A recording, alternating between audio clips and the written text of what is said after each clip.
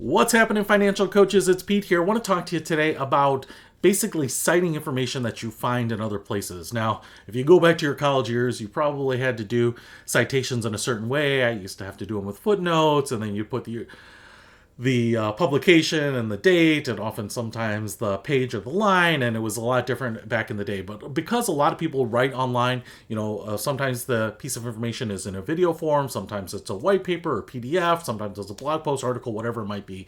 Basically, what I want to encourage you to do is, use those content pieces, but don't copy and paste them. So let me give you a few examples here.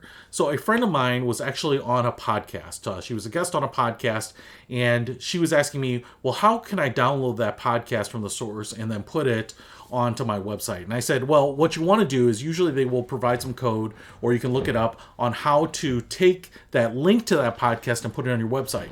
But you got to remember that people who are creating content, even if you are the guest on their podcast, they don't want you taking that content and using it to drive traffic to your own page. For me, I create videos, I create lots of content in other places, and I don't want people downloading them. I want the view for that because it will redirect them back to either my contact information. It's a view that might turn into advertising revenue or a sale, from one of my affiliate links or some of my products or my courses or whatever it might be. So if you just download that and then upload it to your own YouTube channel or your podcast or whatever, that's basically theft. And I have filled out a number of complaints and always won them. And so usually you can get that content taken down, and it's usually before anything is, particularly harmed. I don't get lots of views or lots of income on that, but I certainly pursue that. And even if you are, like I said, a guest on a podcast, it's just not very courteous to take someone else's content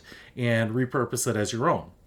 Same thing goes for written content. I've actually run into problems where people have clipped a quote out of another article and put it within their quote without properly attributing it.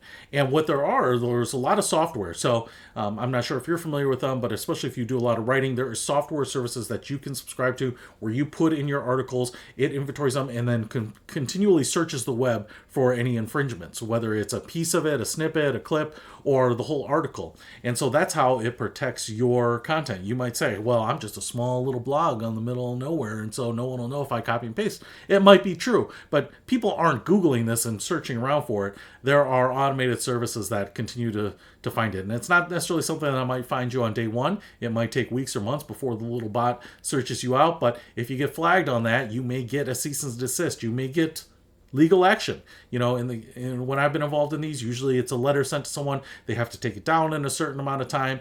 And, we audit that to make sure that everything is compliant. Sometimes it is because it's a topic that's really popular and they're getting some hits off of it. Sometimes they have ads that run on top of it or banner ads that are around it. So a lot of people are protecting their content. You got to remember, if it's an artist writing music or whatever it might be, yeah, they want you to hear and listen to their music, but not by copying it, by linking back to it. So your best bet on these is if you are going to say, hey, here is a great article on how to get credit card rewards magnified so that you can get free travel. Well, then put the URL in there, right? If you are saying like, here is a great interview that I saw, and you can go to YouTube and hit the share button and copy the link, and then even copy the embed code so that you can have the video right on your blog post or something like that, so people can just click play and watch that video.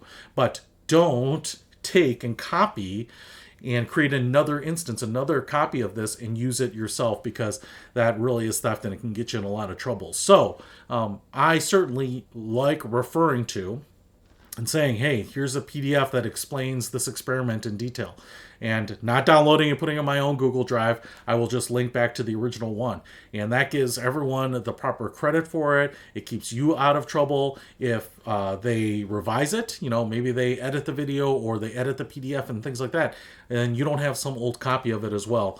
Sometimes though, we'll go down and you'll find you have some dead links too, so it's good to check some of these things over time. But I will tell you, a lot of people have asked me about, what about just clipping a piece of it, and using the fair use clause to make sure that I don't get in trouble. Some of that can be done appropriately, but in most cases, what are your best